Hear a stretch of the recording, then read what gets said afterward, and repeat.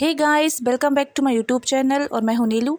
हम पढ़ रहे हैं एमपीपीएससी मेंस 2024 और 25 के लिए निर्माण आईएएस की बुक, जो कि पेपर 4 से संबंधित है। इसके तहत हम प्लेटो को कवर कर रहे थे। ये प्लेटो का सेकंड पार्ट होगा। चलिए स्टार्ट करते हैं। आज हम देखेंगे प्लेटो का साम्यवाद का सिद्धांत। अगर आप लोग को वीडियो पसंद आए तो प्लीज़ लाइक करें, शेयर करें और चैनल को सब्सक्राइब करना ना भूलें। चलिए स्टार्ट करते हैं। साम्यवाद का सिद्धांत। न्याय सिद्धांत न्याय सिद्धांत के आधार पर प्लेटो ने जिस आदर्श समाज तथा राज्य की कल्पना की, उसकी समुचित व्यवस्था हेतु उसने एक साधन के रूप में संपत्ति तथा परिवार के साम्यवाद की व्यवस्था का प्रतिपादन किया। प्लेटो का साम्यवाद राजनीतिक सत्ता एवं आर्थिक प्रलोभनों की बुराइयों को दूर करने के लिए एक साहसपूर्ण उपचार है। साम्यवाद के द्वारा प्लेटो शासक वर्ग तथा सैनिकों को व्यक्तिगत संपत्ति एवं पारिवारिक जीवन की चिंताओं से मुक्त रखना चाहता है, जिससे वे निश्चित और निष्पक्ष भाव से शासन कार्य कर सकें। प्लेटो का साम्यवाद का आधार, मनोवैज्ञानिक आधार देखेंगे तो प्लेटो का साम्यवाद एक साध्य ना होकर न्याय पर आधारित आदर्श राज्य को स्थापित करने के लिए एक साधन मात्र था। उसके अनुसार यदि शासकों और सैनिकों को व्यक्तिगत संपत्ति और परिवार के बंधनों से मुक्त रखा जाएगा, तभी वे अपने उत्तरदायित्व को निस्वार्थ और विवेकपूर्ण ढंग से निभा सकेंगे। राजनीतिक आधार, प्लेटो का यह मानना था कि यदि राजनीतिक शक्ति और आर्थिक शक्ति एक ही हाथों में रहेगी तो इसके घातक परिणाम होंगे। इसलिए राजनीतिक कार्यकुशलता बनाए रखने की दृष्टि से राजनीतिक और आर्थिक शक्तियों का अलग अलग हाथों में रहना आवश्यक है। दार्शनिक आधार, प्लेटो साम्यवाद की व्यवस्था अभिभावक वर्ग, शासक और सैनिकों के लिए ही देता है, उत्पादक वर्ग के लिए नहीं, क्योंकि उत्पादक वर्ग उत्पादन का कार्य करता है, वह अपरिग्रह अर्थात साम्यवादी नहीं हो सकता। जबकि प्लेटो के लिए साम्यवाद का अर्थ अपरिग्रह से और राज्य का पतन करने वाले तत्वों से दूर रहने से है। नेक्स्ट है व्यवहारिक आधार। प्लेटो के अनुसार शासन संचालन का अधिकार विवेकयुक्त और सद्गुणी व्यक्तियों को है। ऐसे लोगों को अगर संपत्ति संग्रह करने की छूट दे दी जाए तो अंततः राजनीतिक पदों की नियुक्ति का आधार सद्गुण के स्थान पर संपत्ति हो जाएगा। इस तरह आदर्श राज्य की व्यवस्था का पतन हो जाएगा। इस खतरे से बचने के लिए प्लेटो ने शासक वर्ग को व्यक्तिगत संपत्ति से वंचित करना ही उचित समझा। प्लेटो के साम्यवाद की आलोचनाओं की बात करेंगे अब हम, तो प्लेटो का साम्यवाद अर्ध साम्यवाद है, जिसमें राज्य के केवल 2 वर्गों के लिए ही साम्यवाद का प्रावधान है और संख्या की दृष्टि से यह बहुत छोटा भाग है। संपूर्ण समाज के लिए यह साम्यवाद की कोई व्यवस्था नहीं कर पाया है। तो संपूर्ण समाज के लिए यह साम्यवाद की कोई व्यवस्था नहीं कर पाया है। इस साम्यवाद को समाज के कुछ भाग के लिए लागू करके शेष के लिए व्यक्तिगत संपत्ति की व्यवस्था करके प्लेटो स्वयं एक राज्य में 2 राज्यों को जन्म दे रहा है, जिससे समाज का विघटन ही होगा। यदि व्यक्तिगत संपत्ति समाज में फूट पैदा करने वाली है तो राज्य के तीसरे वर्ग में भी इस व्यवस्था को समाप्त क्यों नहीं कर दिया जाता है। राज्य व्यक्ति की आवश्यकताओं की पूर्ति का साधन है, जबकि प्लेटो ने तो राज्य को साध्य ही बना दिया है। प्लेटो का मानना है कि भौतिक दशाएं आध्यात्मिक बुराइयों का कारण है और कारण का अंत करना आवश्यक है, जो उचित नहीं लगता। प्लेटो ने व्यक्तिगत स्वतंत्रता, समानता और व्यक्तित्व को राज्य हित में ही सन्निहित माना है, अन्यथा उसे निरर्थक माना है। 2 वर्गों के लिए संपत्ति विकास को अवरुद्ध करती है। 2 वर्गों के लिए संपत्ति विकास को अवरुद्ध करती है और एक वर्ग के विकास में सहायक है। यह अतार्किक प्रतीत होता है। प्लेटो के साम्यवाद की आधुनिक साम्यवाद से तुलना। पहले हम समानताओं की बात करेंगे, तो प्लेटो ने अनियंत्रित आर्थिक प्रतियोगिता को कोई महत्व नहीं दिया है। मार्क्सवाद भी साम्यवाद में अनियमित आर्थिक प्रतियोगिता में कोई स्थान नहीं देता। प्लेटो ने अपने साम्यवाद में व्यक्ति के अधिकारों पर ध्यान न देकर उसके कर्तव्यों पर अधिक बल दिया है। आधुनिक साम्यवाद भी व्यक्ति पर इतने कर्तव्य आरोपित करता है कि वह अपने कर्तव्य से वंचित सा हो जाता है। प्लेटो के साम्यवाद की योजना काल्पनिक और अव्यावहारिक है। मार्क्सवादी योजनाओं का भी यदि कोई गहराई और विस्तार से विश्लेषण करे तो वह अव्यावहारिक ठहरती हैं। प्लेटोवादी और आधुनिक दोनों ही साम्यवादी सीमित क्षेत्र में ही सफल हो सकते हैं, व्यापक क्षेत्र में नहीं। प्लेटो उच्च वर्ग के निजी संपत्ति रखने पर प्रतिबंध लगाता है। आधुनिक साम्यवाद भी व्यक्तिगत संपत्ति का विरोधी है। प्लेटो का साम्यवाद दार्शनिक राजा के अधिनायकवाद में विश्वास रखता है। आधुनिक साम्यवाद का विश्वास भी सर्वहारा वर्ग में अधिनायकवाद से है। दोनों ही साम्यवाद स्त्री पुरुषों की स्वतंत्रता तथा उनके समान अधिकारों के समर्थक हैं। अब हम बात करेंगे असमानताओं की। प्लेटो के साम्यवाद का दृष्टिकोण आध्यात्मिक, निराशावादी और विरक्ति मूलक है, जिससे मानव मस्तिष्क तथा नैतिक पहलुओं पर भी आग्रह किया गया है। इसके विपरीत आधुनिक साम्यवाद का दृष्टिकोण भौतिकवादी, क्रांतिकारी तथा प्रगतिशील है। प्लेटो का साम्यवाद शासक और सैनिक वर्ग पर भी लागू होता है, उत्पादक वर्ग पर नहीं। आधुनिक साम्यवाद में किसान और मजदूर वर्ग के लिए ही साम्यवादी योजना प्रस्तावित है। प्लेटो के साम्यवाद में सामाजिक परिवर्तन तार्किक ढंग से होता है, जबकि आधुनिक साम्यवाद में सामाजिक परिवर्तन एक ऐतिहासिक अनिवार्यता है। प्लेटो के साम्यवाद की प्राप्ति का मार्ग नकारात्मक है, जबकि आधुनिक साम्यवाद की प्राप्ति का मार्ग क्रांति और प्रचार है। आधुनिक साम्यवाद प्लेटो की भांति आत्मसंयम और आत्मनियंत्रण के साधनों का उद्घोषक नहीं है। प्लेटो का साम्यवाद उच्च वर्गों को प्रधानता देता है। आधुनिक साम्यवाद निम्न और श्रमिक वर्ग को पहला कुलीन तंत्र का पोषक है तथा दूसरा कुलीन तंत्र का विरोधी और तथाकथित जनतंत्र का पोषक है। प्लेटो का साम्यवाद सुधारवादी है। यह न्याय की स्थापना द्वारा सुधार का आकांक्षी है। आधुनिक साम्यवाद क्रांति के माध्यम से परिवर्तित एक पोषक है। प्लेटो का साम्यवाद विभिन्न वर्गों में सामंजस्य और एकता स्थापित करता है, जबकि आधुनिक साम्यवाद वर्ग संघर्ष को अनिवार्य मानते हुए उनके द्वारा ही वर्ग विहीन समाज की स्थापना करता है। अतः यह कहा जा सकता है कि प्लेटो के प्राचीन और मार्क्स के वर्तमान साम्यवाद में मौलिक अंतर है। टेलर के शब्दों में रिपब्लिक के साम्यवाद और साम्यवाद के संबंध में बहुत कुछ कहा जाने के बावजूद भी वस्तुतः इस ग्रंथ में ना तो समाजवाद पाया जाता है और ना ही साम्यवाद मिलता है। प्लेटो का योगदान। प्लेटो ने जिन विभिन्न विचारों योजनाओं को प्रस्तुत किया, यदि यह कहा जाए कि उन्हें सार्वभौमिक मान्यता प्राप्त हो चुकी है तो कोई अतिशयोक्ति नहीं होगी। रिपब्लिक में वर्णित सद्गुण ही ज्ञान है, तो रिपब्लिक में वर्णित सद्गुण ही ज्ञान है अत्यंत महत्वपूर्ण है। प्लेटो की रिपब्लिक संपूर्ण मानव जीवन पर विचार करती है। इसमें एक महत्वपूर्ण तथ्य है कि सद्गुण ही ज्ञान है। इसका महत्व किसी भी तरह कम नहीं आंका जा सकता है, क्योंकि यह सत्य है कि कोई ज्ञान तब तक सार्थक नहीं होता जब तक कि उसमें आत्मनियंत्रण का सद्गुण ना आ जाए। तीन वर्गों में सामंजस्य। प्लेटो का यह सिद्धांत है कि समाज मनुष्यों के संयोग से ही चलता है। इस कथन की सत्यता स्वयं सिद्ध है, क्योंकि कोई सहकारी कार्य भी तब ही सफल हो सकता है जब प्रत्येक व्यक्ति केवल अपने काम को ही लगन से करे। दार्शनिक शासक की नियुक्ति। प्लेटो ने श्रेष्ठ शासन के लिए दार्शनिक शासक को नियुक्त करने की बात कही है। वह प्लेटो को ही नहीं जन सामान्य को भी पुकार है। वह प्लेटो की ही नहीं जन सामान्य की भी पुकार है। सामान्यतः मनुष्य यह नहीं जानता कि राज्य शासन व्यवस्था वह स्वयं करे या बनाए। वह तो केवल इतना चाहता है कि वह अपने जीविकोपार्जन एवं व्यक्तिगत कार्यों में व्यस्त रहे, परंतु शासन व्यवस्था श्रेष्ठ एवं योग्यता मनुष्यों के हाथों में रहे। न्याय सिद्धांत। प्लेटो का यह कहना है कि प्रत्येक व्यक्ति को उसका प्राप्य उपलब्ध हो जाए वही न्याय है, और मनुष्य के पास जो कार्य हो वह अच्छी तरह कर सके। कोई भी सभ्य समाज इसी को आधार मानकर उन्नति कर सकता है। बुद्धिमान और विवेक का शासन। प्लेटो का विचार था कि कौशल के व्यावसायिक मानकों का ज्ञान के वैज्ञानिक मानकों के साथ समन्वय स्थापित करना शासन में कुशलता के लिए आवश्यक है, परंतु यह तब ही संभव है जब सार्वजनिक बुद्धिमान व्यक्ति अपने गुण, योग्यता, चरित्र, ज्ञान, विवेक द्वारा सभी कार्यों को संपादित करे। प्लेटो की यह योजना अत्यंत महत्वपूर्ण है और मानवीय जीवन के लिए भी यह हितकर है।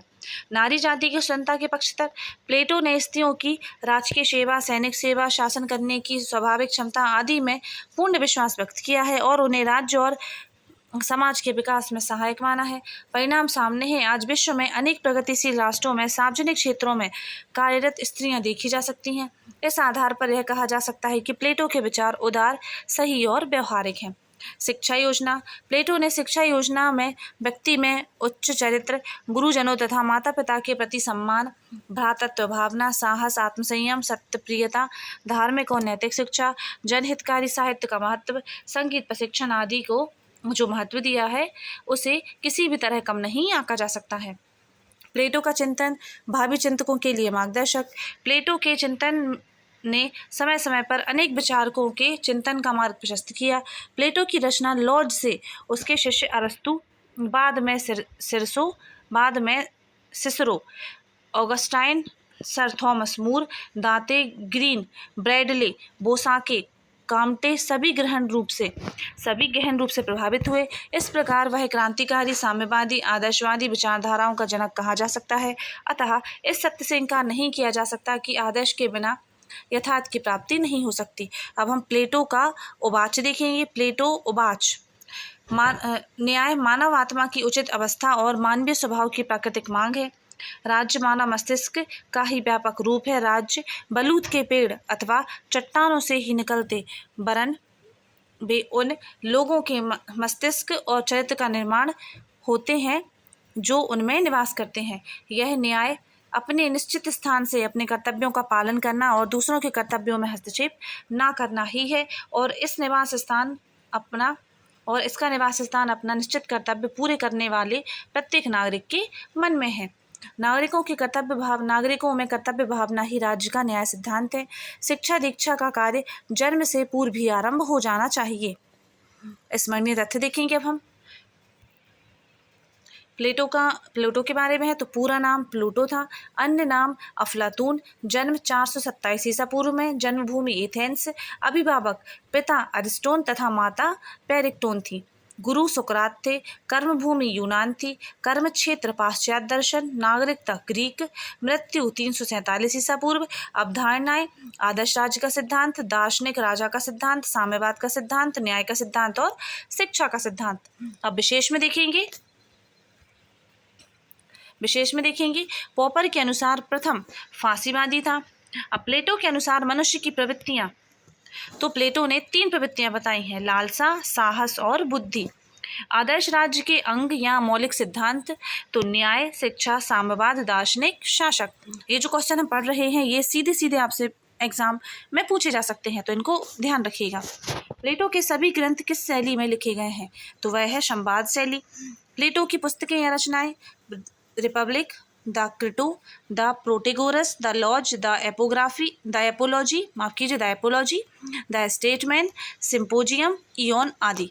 प्लेटो के गुरु का नाम, तो प्लेटो के गुरु का नाम सुकरात था। सर्वोत्तम संभावित राज्य का उल्लेख प्लेटो की किस पुस्तक में मिलता है, तो सर्वोत्तम संभावित राज्य का उल्लेख प्लेटो की स्टेट्समैन नामक पुस्तक में मिलता है। द रिपब्लिक प्रसिद्ध यूनानी दार्शनिक व राजनीतिक चिंतक प्लूटो द्वारा रचित ग्रंथ है, जिसमें राजनीतिक प्रणाली, सामाजिक एवं नैतिक आदर्श आदि का वर्णन किया गया है। अब हम प्लेटो का न्याय देखेंगे। प्लेटो के मतानुसार न्याय की कोई कानूनी परिभाषा नहीं है। इसका केवल इतना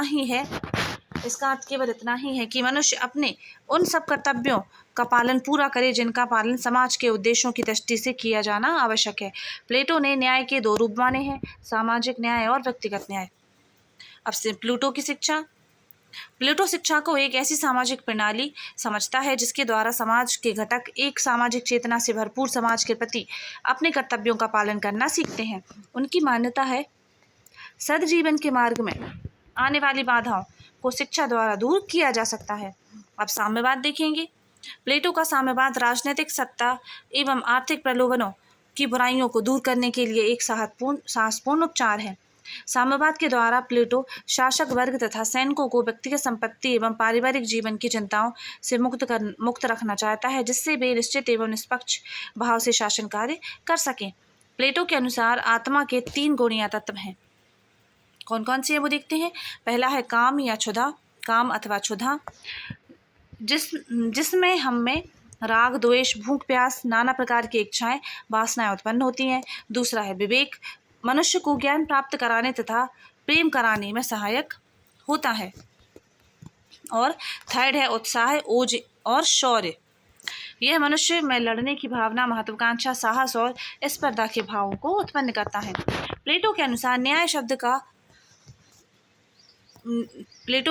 न्याय शब्द का व्युत्पत्तिकारक अर्थ क्या है? तो न्याय शब्द यूनानी भाषा के डिकैयोसिन का अनुवाद है, जिसका अर्थ नैतिकता शब्द के अधिक निकट है। प्लेटो के अनुसार न्याय की परिभाषा दीजिए। प्लेटो के अनुसार न्याय वह आदत है जो मनुष्य को अपनी इच्छा या हित के लिए कर्म करने से इस विश्वास के अनुशासन से रोकती है कि उसे ऐसा नहीं करना चाहिए। क्या प्लेटो के अनुसार न्याय एक कला है? नहीं, क्योंकि यदि ऐसा मान लिया जाए तो एक व्यक्ति इसका प्रयोग भलाई के लिए तो दूसरा बुराई के लिए कर सकता है, जबकि न्याय को सबके लिए समान होना चाहिए। नेक्स्ट है, क्या प्लेटो के अनुसार अन्याय न्याय से ज़्यादा अच्छा है? तो नहीं, वे न्याय को अन्याय से कहीं ज़्यादा अच्छा मानते हैं। उनके अनुसार न्यायी व्यक्ति अन्यायी से ज़्यादा बुद्धिमान और शक्तिशाली होता है। प्लेटो के अनुसार न्याय विधिगत है अथवा नीतिगत है? तो प्लेटो के अनुसार न्याय नीतिगत है, क्योंकि यह मानव आत्मा के विभिन्न गुणों के परस्पर सामंजस्य से उत्पन्न होता है तथा यह सामंजस्य व्यक्ति को नैतिक बनाता है। प्लेटो के अनुसार न्याय का निवास स्थान कहाँ है? प्लेटो के अनुसार न्याय का निवास स्थान व्यक्ति एवं राज्य दोनों में है। प्लेटो के अनुसार राज्य के 3 प्रमुख वर्गों एवं उनके प्रमुख सद्गुणों का उल्लेख कीजिए। प्लेटो के अनुसार राज्य के 3 प्रमुख वर्ग और उनके सद्गुण निम्न हैं। पहला, शासक वर्ग विवेक, दूसरा सैनिक वर्ग साहस और तीसरा श्रमिक वर्ग संयम। प्लेटो के अनुसार 4 प्रमुख सद्गुण कौन से हैं? तो प्लेटो के अनुसार 4 प्रमुख सद्गुण कौन से हैं? तो 4 प्रमुख सद्गुण हैं न्याय, विवेक, साहस और संयम। प्लेटो राज्य का सामान्य गुण किसे मानते हैं? प्लेटो के अनुसार राज्य का सामान्य गुण न्याय है, साथ ही संयम को भी प्रमुख सामान्य गुण माना जाता है। प्लेटो का न्याय विशेषीकरण का सिद्धांत स्पष्ट कीजिए। तो प्लेटो के अनुसार प्रत्येक वर्ग को उसके प्रमुख सद्गुण के आधार पर एक विशेष कार्य सौंपा गया है। इस विशेष कार्य का समुचित निर्वाह करने पर ही न्याय का उदय होता है। प्लेटो के अनुसार व्यक्तिगत न्याय को परिभाषित कीजिए। प्लेटो के अनुसार आत्मा के 3 पक्षों के विभिन्न गुणों में परस्पर संतुलन, सामंजस्य तथा प्रबल गुण का विकास ही व्यक्तिगत न्याय है। प्लेटो के न्याय सिद्धांत की किन्हीं 2 विशेषताओं का उल्लेख कीजिए। प्लेटो का न्याय सिद्धांत विधिगत ना होकर नीतिगत है। प्लेटो का न्याय सिद्धांत अहस्तक्षेप एवं विशिष्टीकरण का सिद्धांत है। प्लेटो के अनुसार वैदिक न्याय एवं पूर्ण न्याय में कोई 2 भेद बताइए। वैदिक न्याय बाह्य न्याय होता है, जबकि पूर्ण न्याय आंतरिक होता है। वैदिक न्याय अवश्य व्यापी होता है, जबकि पूर्ण न्याय विश्वव्यापी होता है। रिपब्लिक के लेखक का नाम और इस ग्रंथ की विषय वस्तु बताइए। रिपब्लिक के लेखक प्लेटो है। इसमें जगत और उसकी बहुमुखी समस्याओं का सिंह अवलोकन तथा न्याय व संविधान का विवेचन किया गया है। प्लेटो का न्याय नियंत्रक भी है और प्रेरक भी। स्पष्ट कीजिए। प्लेटो का न्याय नियंत्रक इस अर्थ में है कि वह प्रत्येक वर्ग के सदस्यों को दूसरे वर्ग के कार्यों में हस्तक्षेप करने से रोकता है, तथा प्रेरक इस अर्थ में है कि वह व्यक्ति को स्वधर्म एवं स्वकार्य करने की प्रेरणा देता है। प्लेटो का न्याय राजनीतिक समाज का निर्माण करता है। स्पष्ट कीजिए। प्लेटो का न्याय राज्य के 3 वर्गों में परस्पर सामंजस्य से उत्पन्न होता है और सामाजिक न्याय अथवा राज्य का न्याय मनुष्यों में राजनीतिक संबंध स्थापित करने की क्षमता उत्पन्न करता है, जिससे राजनीतिक समाज का निर्माण होता है। प्लेटो के अनुसार मानवात्मा के विभिन्न पक्षों एवं उसके सद्गुणों का उल्लेख कीजिए। प्लेटो के अनुसार मानवात्मा के 3 पक्ष एवं उसके 3 प्रमुख सद्गुण निम्न है। पहला है बौद्धिक पक्ष या विवेक, दूसरा कुलीन अबौद्धिक या भावनात्मक पक्ष साहस, तीसरा आकुलीन अबौद्धिक या वासनात्मक पक्ष क्षुधा या संयम। सिम्पोजियम के लेखक तथा इसकी विषय वस्तु का क्षेत्र बताइए। लेखक प्लेटो तथा विषय वस्तु का क्षेत्र सौंदर्य मीमांसा है। फाइलेप्स के लेखक और इसकी विषय वस्तु का क्षेत्र बताइए। लेखक प्लेटो तथा विषय वस्तु का क्षेत्र नैतिक दर्शन है। प्लेटो का दर्शन प्रणाली का नाम बताइए। तो द्वंद्वात्मक पद्धति या द्वंद्व न्याय। द्वंद्वात्मक तर्क अथवा द्वंद्व न्याय क्या है? सामान्यतः द्वंद्वात्मक तर्क वाद विवाद या प्रश्नोत्तर की प्रणाली है, परंतु प्लेटो के अनुसार प्रत्ययों का अध्ययन करने की प्रणाली है। प्लेटो के अनुसार व्यक्तिगत न्याय का उदय किस प्रकार होता है? तो प्लेटो के अनुसार मानवात्मा के 3 पक्षों के गुणों में परस्पर संतुलन एवं सामंजस्य से व्यक्ति में न्याय का उदय होता है। द्वंद्वात्मक तर्क के 4 चरण कौन से हैं? तो इसके 4 चरण हैं: सामान्यीकरण, वर्गीकरण, तर्कवाक्य और निगमनात्मक अनुमान। प्लेटो के अनुसार यथार्थ ज्ञान किसके द्वारा प्राप्त होता है? प्लेटो के अनुसार यथार्थ या वास्तविक ज्ञान बुद्धि या प्रज्ञा के द्वारा ही प्राप्त होता है। प्लेटो ज्ञान किसे कहते हैं? प्लेटो प्रत्ययात्मक ज्ञान अर्थात प्रत्ययों द्वारा शाश्वत, अपरिणामी, सार्वभौमिक व नित्य तत्व के ज्ञान को ही ज्ञान कहते हैं। प्लेटो के अनुसार शुभ के प्रत्यय को स्पष्ट कीजिए। प्रत्ययों की श्रृंखला में उच्चतम प्रत्यय जो सभी प्रत्ययों का नियमन करता है, जो परम तत्व है तथा जो सत्य, ज्ञान, श्रेय और आत्मा सभी का स्रोत है। प्लेटो के दर्शन का उद्देश्य क्या है? प्लेटो के दर्शन का उद्देश्य है कि मानव सद्गुणी हो और अपनी अमरता को प्राप्त करे। क्या प्लेटो ईश्वरवादी हैं? हाँ, प्लेटो सृष्टि के निमित्त कारण के रूप में ईश्वर की सत्ता को स्वीकार करते हैं। नेक्स्ट है डेमियर्स क्या है? डेमियर्स क्या है? तो प्लेटो सृष्टि के निमित्त कारण अर्थात ईश्वर को डेमियर्स कहते हैं। प्लूटोनिक लव क्या है? प्लूटो ईश्वर को पूर्ण मानते हुए उसमें शक्ति प्रचुरता से सृष्टि प्रेम अर्थात निस्वार्थ सृजनात्मक शक्ति उत्पन्न मानते हैं। प्रेम का यही कल्पना प्लूटोनिक लव कहलाती है। प्लेटो के अनुसार यथार्थ ज्ञान का विषय क्या होता है? प्लेटो के अनुसार यथार्थ ज्ञान का विषय अथवा विज्ञान है। प्लेटो के अनुसार दर्शन का लक्ष्य क्या है? प्लेटो के अनुसार दर्शन का लक्ष्य सामान्य, अपरिणामी, शाश्वत और नित्य तत्व का अनुसंधान करना है। प्लेटो के अनुसार संप्रत्यय क्या है? सामान्यता किसी वर्ग के व्यष्टियों में पाए जाने वाले समान और आवश्यक गुणधर्मों का समुच्चय या समान प्रत्यय ही संप्रत्यय है या संप्रत्यय है। क्या प्लेटो द्वैतवादी है? हाँ, प्लेटो के दर्शन में 2 मूल तत्व हैं। प्रथम विज्ञान जो सतत रूप है और द्वितीय जड़ तत्व जो असतत रूप है। प्लेटो के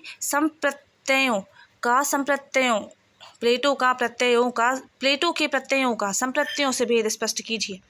संप्रत्यय अमूर्त तथा अपनी भावनात्मकता के लिए बौद्धिक क्रियाओं पर आधारित होते हैं, जबकि प्रत्यय अपनी भावता से पूर्ण स्वतंत्र तथा मूर्त होते हैं। प्लेटो के अनुसार सत्य को समझाइए। सत्य से तात्पर्य पूर्ण सत्य से है। प्लेटो के अनुसार विज्ञान ही एकमात्र पूर्ण सत्य है। यह नित्य, शाश्वत, सनातन, अपरिणामी, निरपेक्ष, स्वतंत्र, समान तत्व, निर्विकार, अतीन्द्रिय व ज्ञेय रूप है। प्लेटो के विज्ञान संबंधी सिद्धांत की संज्ञा क्या है? तो वस्तुनिष्ठ प्रत्ययवाद है। संवादता सिद्धांत से प्लेटो का क्या तात्पर्य है? संवादता सिद्धांत से तात्पर्य है कि सत्य मानसिक प्रत्ययों और बाह्य तथ्यों के सामंजस्य अथवा सादृश्य का प्रतिफल होता है। प्लेटो के अनुसार असत को समझाइए। असत का तात्पर्य है पूर्ण पूर्ण असत से। प्लेटो के अनुसार जड़ तत्व ही पूर्ण असत्य है। यह निर्गुण, निर्विशेष, आकारहीन, आदर्श, अधिष्ठान अर्थात विज्ञानों का आशय व उपादान है। नेक्स्ट है सत्य एवं संभूति। प्लेटो के दर्शन में ज्ञान मीमांसीय समस्या है अथवा तत्व मीमांसीय है, स्पष्ट कीजिए। सत्य एवं संभूति प्लेटो के दर्शन में तत्व मीमांसीय समस्या है, क्योंकि यह सत्य अर्थात परम तत्व से संबंधित है। प्लेटो के अनुसार इंद्रिय जगत का स्वरूप क्या है? प्लेटो के अनुसार इंद्रिय जगत ना सत्य है और ना बिल्कुल असत। यह सत्य और असत के मध्य की अवस्था तथा आंशिक सत्य या समृद्धि मात्र है। क्या प्लेटो यंत्रवादी है? नहीं, प्लेटो प्रयोजनवादी होने के कारण यंत्रवाद के विरोधी है। प्लेटो विश्व प्रक्रिया को यंत्रवत किन्हीं नियमों से आबद्ध नहीं मानते हैं। थीसिस के लेखक तथा विषय वस्तु का क्षेत्र बताइए। लेखक प्लेटो तथा विषय वस्तु का क्षेत्र ज्ञान मीमांसा है। टाइमियस के लेखक का नाम तथा इस ग्रंथ की विषय वस्तु का उल्लेख कीजिए। इस ग्रंथ के लेखक प्लेटो हैं। इसकी विषय वस्तु है दृश्य जगत के संदर्भ में प्लेटो के विचार। प्लेटो के अनुसार इंद्रिय जगत का स्वरूप क्या है? प्लेटो के अनुसार इंद्रिय जगत ना सत्य है और ना बिल्कुल असत्य है। यह सत्य और असत्य के मध्य की अवस्था या आंशिक सत्य या समृद्धि मात्र है। ऐन्द्रिक जगत की व्याख्या प्लेटो किस प्रकार करता है?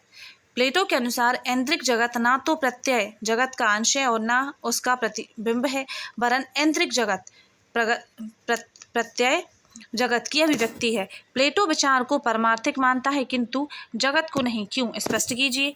प्लेटो विचार को परमार्थिक मानता है क्योंकि वह सत्य है, जबकि जगत सत्य और असत्य दोनों की मध्य अवस्था है, अर्थात यह आभास या संवृत्ति है, अतः इसे परमार्थिक नहीं माना जा सकता है। प्लेटो के अनुसार आत्मा क्या है? जीव के शरीर के समाप्त होने के बाद अर्थात मृत्यु के बाद जो अंश बचता है वह आत्मा है। प्लेटो के आदर्श राज्य के सिद्धांत को स्पष्ट कीजिए। प्लेटो के सारे दर्शनों का सेतु एक आदर्श राज्य की रचना है जिसका उल्लेख परम सत्य की उपलब्धि है। प्लेटो के आदर्श राज्य की रचना का तात्पर्य आत्मा की रचना का दिग्दर्शन है। प्लेटो ने आदर्श राज्य को आत्मा के 3 तत्वों के अनुरूप 3 भागों आर्थिक, सैनिक और अभिभावक वर्ग में रखा है। प्लेटो के इस आदर्श राज्य में शासक दार्शनिक हैं और साम्यवाद आधारित सामाजिक व्यवस्था है।